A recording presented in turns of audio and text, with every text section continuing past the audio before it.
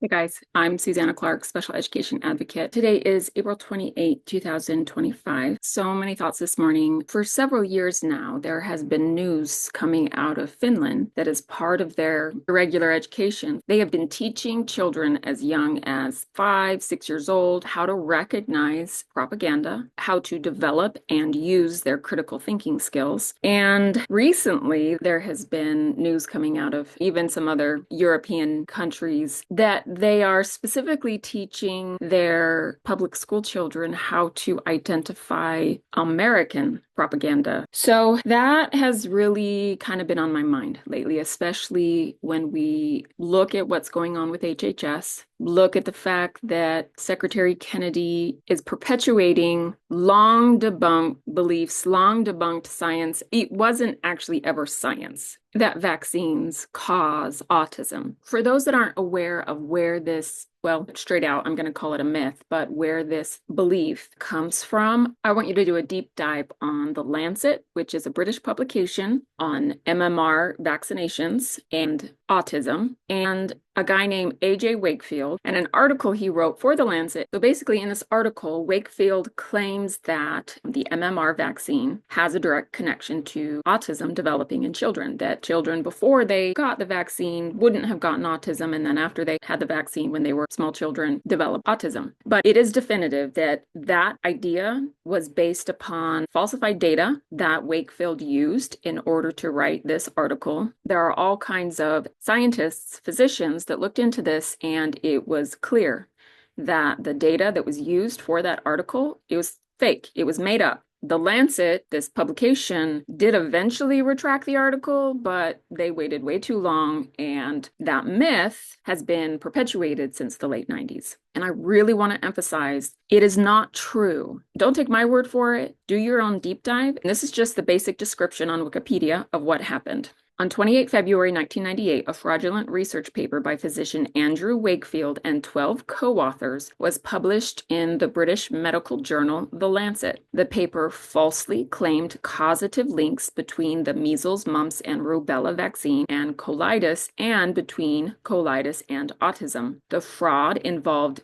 data selection, data manipulation, and 2 undisclosed conflicts of interest. It was exposed in a lengthy Sunday Times investigation by reporter Brian Deere, resulting in the paper's retraction in February of 2010, and Wakefield's being discredited and struck off the UK Medical Register 3 months later. I do feel the need to comment about The Lancet, how irresponsible it was for them to take 12 years to retract this article, and there are countless people that have been negatively affected, likely even children who have died of things that they could have been vaccinated against because their parents were scared that their child might develop autism. And as we know, there have been children dying in Texas because of this recent measles outbreak. If those children had been vaccinated, it is very unlikely that they would have died of measles. It's possible that perhaps even this most recent measles outbreak has a direct link to this information that The Lancet took 12 years to retract. So it had a huge negative impact, and it was so irresponsible of them to take that long to retract it. Wakefield reportedly stood to earn up to 43 million US dollars per year selling diagnostic kits for a non-existent syndrome he claimed to have discovered. He also held a patent to a rival vaccine at the time, and he had been employed by a lawyer representing parents in lawsuits against vaccine producers. The scientific consensus on vaccines and autism is that there is no causal connection between MMR or any other vaccine and autism, okay? Again, please don't take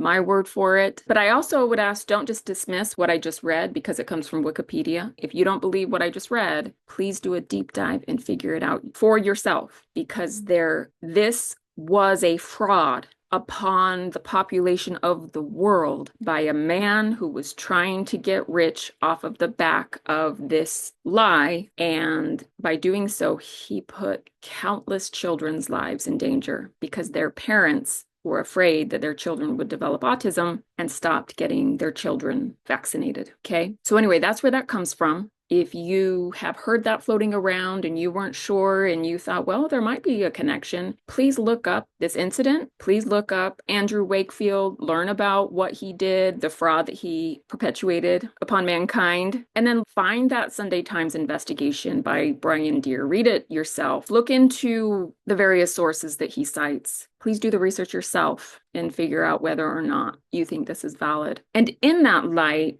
thinking about how other countries are teaching their children from a very young age how to spot misinformation, how to identify propaganda versus what's actually true. I don't feel like when I was a child, I was taught critical thinking skills. I grew up in a devout religious home, and I was taught that the highest virtue that we could aspire to was obedience and faith and just believing that if we could demonstrate our ability or our willingness to just believe, that showed what a good person we were and that God would be pleased with us. And I now feel very strongly that that approach to religious belief is very harmful. It prevents children from developing critical thinking skills. It prevents children from gaining a sense of autonomy because they learn to bury their authentic feelings in order to fit their behavior into that ideal that's being presented to them, that it's important that they just believe, that they just have faith. I feel like that approach to teaching children is really harmful. Something that I wish that I had had the opportunity to learn as a child, and something that I find that I'm trying to instill in my own children, are these very critical thinking skills that so many